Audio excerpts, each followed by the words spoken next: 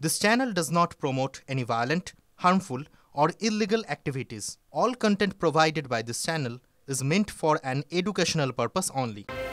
নমস্কার, দেখছেন টিভি9 বাংলা। আপনাদের সঙ্গে রয়েছি আমি তন্নিষ্ঠা। শুরু করছি এই মুহূর্তে প্রেস কর্নার, দুপুর 12টার প্রেস কর্নার। আর প্রেস কর্নারে সমস্ত বড় খবরের লেটেস্ট আপডেট আপনাদের জন্য। আর শুরুতে আমাদের কসবা ল কলেজের দিকে নজর রাখতে হচ্ছে। সেখানে ডিজিটাল দাদাগিরি মনোজিতের। ল কলেজের সব অফিসিয়াল গ্রুপের অ্যাডমিন এই মনোজিৎ। টিভি9 বাংলার হাতে চাঞ্চল্যকর তথ্য। কথা বলবো আমাদের প্রতিনিধি সুমন মহাপাত্র আমাদের সঙ্গে রয়েছেন সরাসরি। সুমন, এই ডিজিটাল দাদাগিরি মনোজিৎ কিভাবে করতো একটু ডিটেইলসে জানবো। তন্নিষ্ঠা, তুমি আমি কলেজে পড়েছি, আমাদের বন্ধুরাও অনেকে পড়াশোনা করে।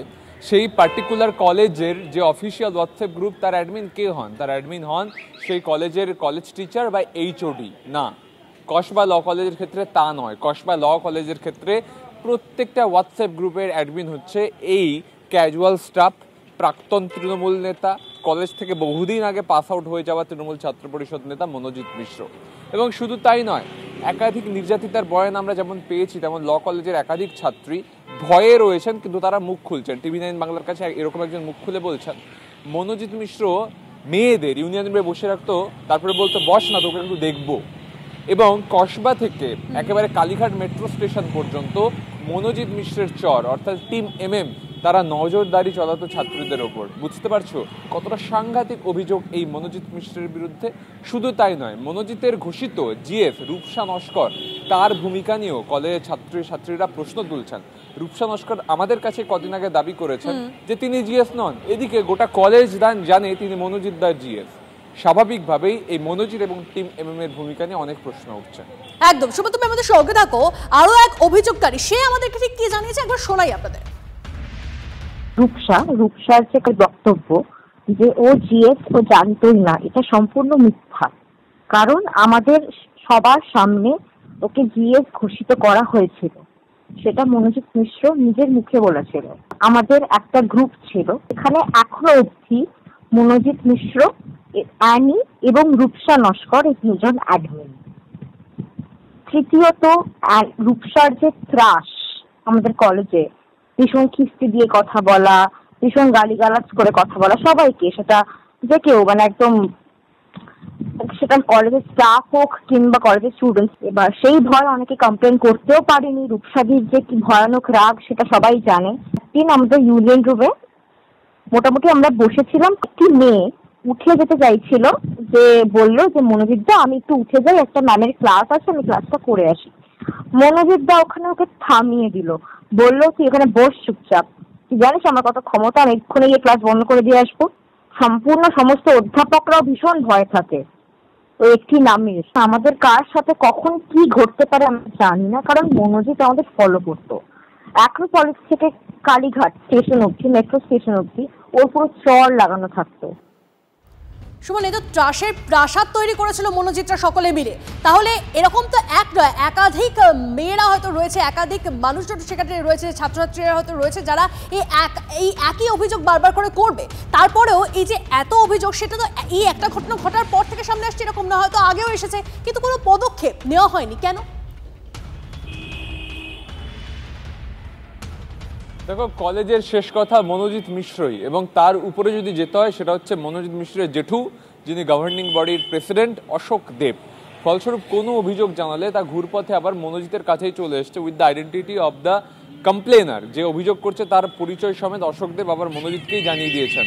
ফলস্বরূপ তার কপালে আরও দুঃখ জুটেছে। তুমি বুঝতেই পারছো যেভাবে এই ত্রাসের পরিবেশ মনোজিৎ করে রেখেছিল, এবং তার সাগরেদরা, রূপসার নামও চলে আসছে, রূপসার ভূমিকা নিয়েও প্রশ্ন উঠছে।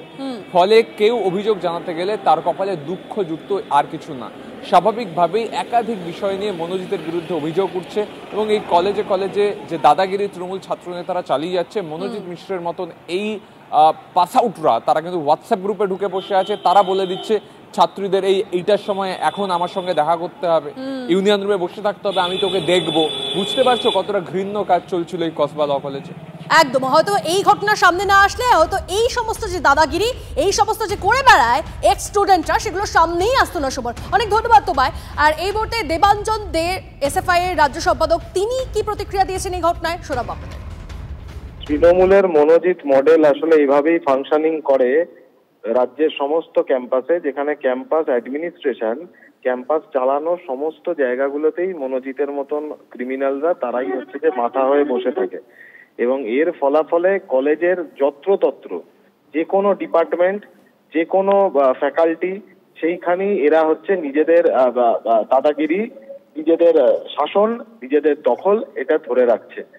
এর ফলাফলে যেটা হচ্ছে, এই যে শুধু একটা দুটো তিনটে চারটে ক্রাইমের ঘটনা নয়, হেন ক্রাইম নেই যাতে এদের হাত পাকানো নেই।